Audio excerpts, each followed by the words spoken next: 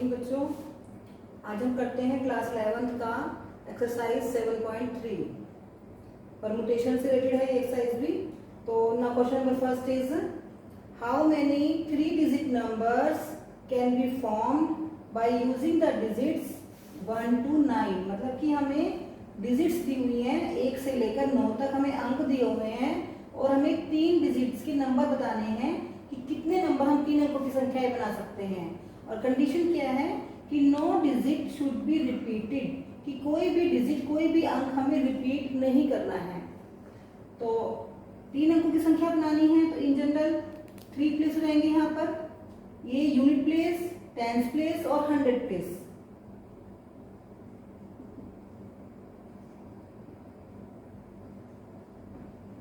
Unit place, tens place और 100 place. Unit place पर जब हम कोई नंबर लिखना चाहेंगे तो हमारे पास सारे नंबर प्रेजेंट हैं, 1 से लेकर 9 तक सभी नंबर प्रेजेंट हैं। तो the choice for unit place,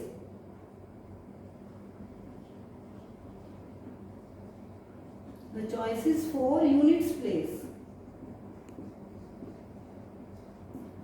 9 choices है हमारे पास, हम 1 से लेकर 9 तक कोई भी डिजिट यहाँ लिख सकते हैं, लेकिन क्योंकि कोई भी डिजिट रिपीट नहीं करनी है तो यहाँ पर लिखने के बाद हम जब 1 से 9 तक कोई एक डिजिट लिख चुके हैं तो हमारे पास 10th प्लेस के लिए बचती है 8 डिजिट। तो the choice is for 10th place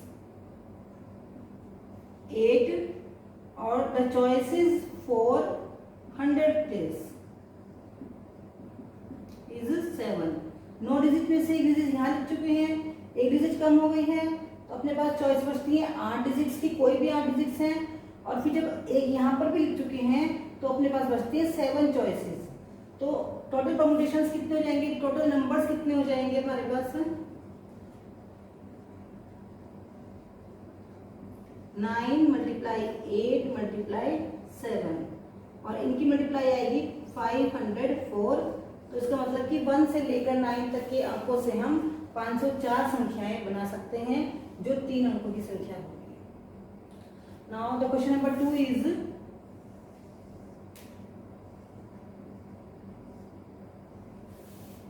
how many 4-digit numbers are there with no digit repeated। इसमें भी यही है कि कोई भी डिजिट हमें रिपीट नहीं करनी है, नो डिजिट रिपीटेड। एंड जो नंबर्स हमें जो इस बार डिजिट्स दी हुई हैं उन्होंने इसका कोई भी जिक्र नहीं किया है। तो इसका मतलब क्या होता है, जो डिजिट्स हैं हमारे पास डिजिट्स होती है 10, 0 to 9। तो ये 10 डिजिट्स हमारे पास प्रेजेंट होती हैं और हमें जो बनाने हैं वो बनाने हैं 4 डिजिट्स नंबर। इस बार 4 अंकों की संख्याएं बनानी हैं और 4 अंकों की हम कितनी संख्याएं बना सकते हैं ये हमें बताना है। देन 4 प्लेसेस चाहिए हमें। तो अब क्योंकि यहाँ पर 0 to 9 है तो अगर हम इसको फर्स्ट प्लेस कहें, सेकंड प्लेस कहें, थर्ड और फोर्थ, तो फर्स्ट प्लेस के लिए कंडीशन है कि हम यहाँ पर 0 नहीं लगा सकते हैं, क्योंकि अगर हम यहाँ पर 0 लगा दें तो इसका मतलब क्या है कि 0, 5, 2, 8 कुछ भी संख्या है तो वो संख्या 3 अंकों की रह जाएगी। तो फर्स्ट प्लेस के लिए जो चॉइसेस है हमारे पास उसमें से हमें 0 छोड़नी पड़ेगी। Choice for first place. तो अगर हम 0 to 9 में से कुल संख्याएं कितनी हैं, ये 10। तो अगर हम 0 to 9 में 10 संख्याओं में से 10 अंकों में से एक 0 अंक निकाल दें तो अंक कितने बच जाएंगे, 9। तो फर्स्ट प्लेस के लिए हमारे पास चॉइसेस है 9। अब इन 10 में से हम कोई भी एक संख्या 0 को छोड़कर यहाँ पे लिख चुके हैं और नो डिजिट रिपीटेड है तो हमारे पास सेकंड प्लेस के लिए फिर कितनी चॉइस बचेंगी, 9 ही बचेंगी, क्योंकि हम इसमें हमने 0 नहीं लगाई है। 10 में से एक हम लिख चुके हैं तो सेकंड प्लेस के लिए भी हमारे पास 9 चॉइसेस बचेंगी। फिर थर्ड प्लेस के लिए 10 में से 2 अंक हम लिख चुके हैं तो इसके लिए हमारे चॉइसेस बच जाएंगी 8 और फोर्थ प्लेस के लिए चॉइसेस बच जाएंगी हमारे पास 7। तो द टोटल नंबर्स हो जाएंगे, 2 नंबर्स हम फॉर्म कर सकते हैं। 4 डिजिट नंबर्स कितने बन जाएंगे, 9 मल्टीप्लाई 9 मल्टीप्लाई 8 मल्टीप्लाई 7 और इनकी वैल्यू आती है 4536। तो 4536 नंबर्स हम बना सकते हैं using the digits 0 to 9 when the condition is no digit repeated. Now the question number 3 is how many 3-digit even numbers can be formed. तो अब हमें फॉर्म करने 3 डिजिट 3 अंकों की सम संख्याएं बनानी है यूजिंग द डिजिट्स 1 2 3 4 6 7 और कंडीशन क्या है? फिर से कंडीशन यही है कि नॉट डिजिट रिपीटेड, कोई डिजिट रिपीट भी नहीं होनी चाहिए। मतलब सॉल्यूशन इज, अब जो गिवन डिजिट्स है कितनी है ये 1 2 3 4 5 6 डिजिट्स बन गई है, काउंटिंग में 6 डिजिट्स बन गई हैं और हमें बनाने 3 डिजिट इवन नंबर्स। तो फर्स्ट सेकंड और थर्ड, ये first place, unit place, tens place और 100th प्लेस। तो इवन नंबर वो होते हैं जिनके यूनिट प्लेस पर इवन नंबर होता है। इवन नंबर कौन कौन से हैं यहाँ पर? 2 4 या 6। तो फर्स्ट प्लेस के लिए जो चॉइसेस हैं या वेज हैं ये कितने हैं हमारे पास? या यहाँ पर या तो 2 आना चाहिए या 4 आना चाहिए या 6 आना चाहिए। तो वी हैव 3 चॉइसेस 2 4 और 6, 3 चॉइसेस हमारे पास हैं। अब इन 6 संख्याओं में से 6 अंकों में से हम एक अंक यहाँ पर लिख चुके हैं, चाहे वो 2 है चाहे 4 है चाहे 6 है, एक अंक हम यहाँ पर लिख चुके हैं। तो 6 में से जब हम एक अंक लिख चुके हैं तो सेकंड प्लेस के लिए हमारे पास चॉइस बचती है 5 डिजिट्स की। ऐसे ही थर्ड प्लेस पर हमारे पास चॉइस बच जाएगी 6 डिजिट्स में से एक डिजिट यहाँ लिख चुके हैं, एक डिजिट यहाँ लिख चुके हैं और यहाँ बच जाएगी हमारे पास चॉइस 4 डिजिट्स की। तो total numbers, total even number जो फॉर्म होंगे वो हो जाएंगे 3 5 4 60। तो we can form 3 digit even numbers जो है वो 60 नंबर्स हम फॉर्म कर सकते हैं। Now the question number 4 is how many find the numbers of 4 digits numbers that can be formed using the digits 1 2 3 4 5. The given digits are 1 2 3 4 and 5. तो counting में digits कितनी होती हैं? ये डिजिट्स होती हैं 5। तो वी हैव गिवन 5 डिजिट्स और हमें इसमें से 4 डिजिट्स के नंबर फॉर्म करने हैं यानी कि बनाने हैं and no digit should be repeated. तो वही पहले वाला क्वेश्चन की तरह से हमारे पास 4 प्लेसेस हैं, first second third and fourth, लेकिन यहाँ पर 0 नहीं है, हमें गिवन है 1 2 3 4 एंड 5 नंबर्स गिवन है। तो choice for first place, first place में हम पांचों में से कोई भी नंबर रख सकते हैं और अगर डिजिट रिपीट नहीं करनी है तो पांचों में से हम एक नंबर यहाँ यूज कर चुके हैं, एक डिजिट हम यहाँ यूज कर चुके हैं। तो सेकंड प्लेस की जो डिजिट बचेंगी वो बच जाएंगी 4 डिजिट्स हमारे पास। ऐसे ही थर्ड प्लेस के लिए हमारे पास होंगी 3 डिजिट्स और फोर्थ प्लेस के लिए हमारे पास बच जाएंगी 2 डिजिट्स। अगेन देख लीजिए कि फर्स्ट प्लेस के लिए हमारे पास 5 डिजिट प्रेजेंट है, हम इनमें से कोई भी डिजिट लिख सकते हैं। 5 में से एक डिजिट यहाँ लिख चुके हैं तो सेकंड प्लेस के लिए बच जाएंगी 4 डिजिट्स, थर्ड प्लेस के लिए 3 डिजिट्स और फोर्थ प्लेस के लिए 2 डिजिट्स। तो जो टोटल नंबर्स फॉर्म हो जाएंगे, total numbers form 5 4 3 2। 5 multiply 4 multiply 3 multiply 2 और ये बन जाएंगे 120। तो यानी कि 120 नंबर्स 4 डिजिट्स के हम फॉर्म कर सकते हैं। अब इसी क्वेश्चन में सेकंड पार्ट है कि how many these will be even, इनमें से कितने नंबर इवन होंगे। तो इवन नंबर कितने हो जाएंगे इनमें से? गिवन डिजिट्स हैं 1 2 3 4 5, 4 अंकों की संख्या बनानी है और ये बताना है कि कितने नंबर इवन बना सकते हैं हम। तो देन ये यूनिट प्लेस के लिए यानी फर्स्ट सेकंड थर्ड और फोर्थ। अभी यूनिट प्लेस को या फर्स्ट प्लेस को हो, यहाँ के लिए हमारे पास सिर्फ 2 ही नंबर्स हैं 2 एंड 4, तो 2 ही नंबर यहाँ रख सकते हैं। तो फर्स्ट प्लेस के लिए कितने नंबर आ जाएंगे हमारे पास 2। अब इन 5 में से हम कोई एक संख्या यानी कि 2 या 4 यहाँ रख चुके हैं, तो सेकंड प्लेस के लिए नंबर्स हमारे पास जो डिजिट बच जाएंगी ये बच जाएंगी 4, थर्ड प्लेस के लिए 3 और फोर्थ प्लेस के लिए 2। अगेन फर्स्ट प्लेस के लिए डिजिट्स हमें चाहिए, इवन नंबर है तो या तो यहाँ 2 आएगा या फिर यहाँ पर 4 आना चाहिए इवन नंबर्स बनाने के लिए। तो 5 में से कोई एक संख्या या एक अंक हम यहाँ यूज कर चुके हैं। जब 5 में से एक अंक यहाँ पर यूज हो जाएगा तो सेकंड के लिए हमारे पास बचेंगे 4 डिजिट्स, थर्ड प्लेस के लिए बचेंगी 3 डिजिट्स और फोर्थ प्लेस के लिए बचेगी एनी 2 डिजिट्स। तो टोटल इवन नंबर्स हो जाएंगे, इवन नंबर्स हो जाएंगे 2, 4, 3 एंड 2 की मल्टीप्लाई, दैट इज 48। तो we can form 48 numbers. Now तो क्वेश्चन नंबर 5।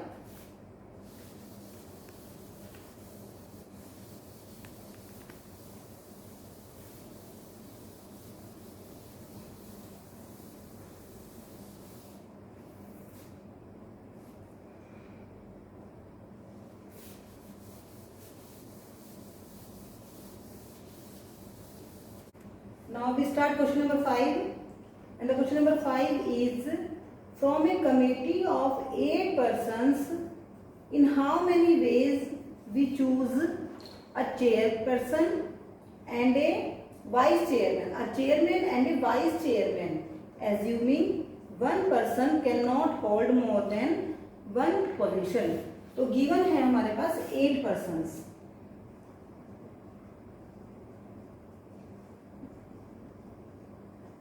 और 8 पर्सन्स में से हमें 2 पोस्ट चूज करनी है, एक चेयरमैन की और एक वाइस चेयरमैन की,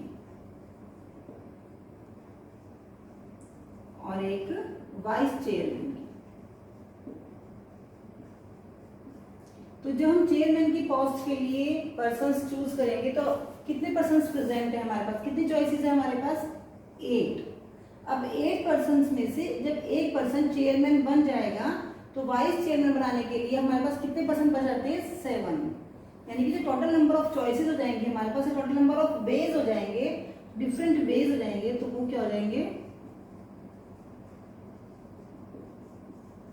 डिफरेंट वेज 8 × 7 दैट इज 56। और अब इसी क्वेश्चन को हम एक और तरीके से भी कर सकते हैं।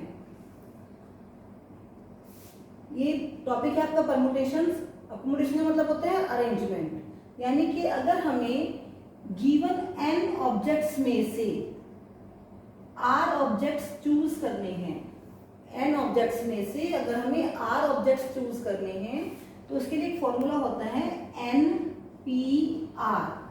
n में से r चूज करने हैं तो फॉर्मूला होता है NPR, और इसको हम सॉल्व कैसे करते हैं, that is equal to factorial n by n minus r factorial. अब जैसे ये वाला क्वेश्चन है कि 8 में से हमें 2 पोस्ट चूज करनी है, तो 8 में से 2 पोस्ट चूज करनी है, तो we can write it 8p2 and ये सॉल्व कैसे होगा, factorial 8 by n minus r का मतलब 8 माइनस 2 का factorial, factorial 8 by 8 minus 2 factorial that is factorial 8 by factorial 6। और इसका आपको खोलना बताया था कि 8, 7, 1 तक खुलेगा ये, लेकिन जो 6 से 1 तक की वैल्यूज हैं उनको हम फैक्टोरियल 6 लिख सकते हैं, फैक्टोरियल 6 कैंसिल हो जाएगा और ये बच जाता है 56। Answer is same. तो आप इसको ऐसे भी कर सकते हो और इस तरह से भी क्वेश्चन कर सकते हैं हम इसको कि n में से अगर हमें n ऑब्जेक्ट्स में से अगर हमें r ऑब्जेक्ट चूज करने हैं तो फॉर्मूला होता है NPR and this is equal to factorial n bye factorial n minus r। Now the question number 6 is n minus 1p3 ratio, ये साइन होता है रेशो का, अनुपात का, np4 इक्वल टू 1:9। अभी हमने फॉर्मूला किया था कि NPR N P R equal to होता है factorial N by N minus R का फैक्टोरियल। तो सेम वे में हम इन दोनों कॉम्बिनेशंस को खोलेंगे, सॉल्व करेंगे। देन क्वेश्चन n-1 p3, तो n-1 n की जगह पर है n-1, तो कैसे बोलेंगे इसको n-1 का फैक्टोरियल बाय n-r, यानी कि n-1 - 3 फैक्टोरियल। ये रेशियो मतलब कि अनुपात factorial n by n-4 factorial equal to 1:9। n-1 factorial by n-1 - 3, ये बन जाता है n-4 फैक्टोरियल। अब आपको पता होगा कि अगर हम अनुपात को हटाकर, डिवाइड को हटाकर मल्टीप्लाई का साइन लगाते हैं तो यही वैल्यू ऐसे रेसिप्रोकल हो जाती है। n-4 का factorial by factorial n equal to 1/9। कि अनुपात का मतलब होता है बटे, बटे का मतलब डिवाइड, और अगर हम डिवाइड को मल्टीप्लाई के साइन से कन्वर्ट करते हैं तो इधर वाली वैल्यू चेंज हो जाती है। अब n-4 से ये n-4 फैक्टोरियल पूरा का पूरा कैंसिल आउट हो जाता है और यहाँ बच जाएगा n-1 factorial by n factorial equal to 1/9। और क्वेश्चन है कि हमें इसमें n की वैल्यू फाइंड आउट करनी है। अब n-1 और n में से कौन सी वैल्यू ज्यादा है? n ज्यादा है और n-1 कम है। अगर हम n को खोलना स्टार्ट कर रहे हैं तो ये 1 तक खुलेगा। जैसे अगर हम 6 को खोलना स्टार्ट करें तो 6, 5, 4, 3, 2, 1, तो ऐसे ही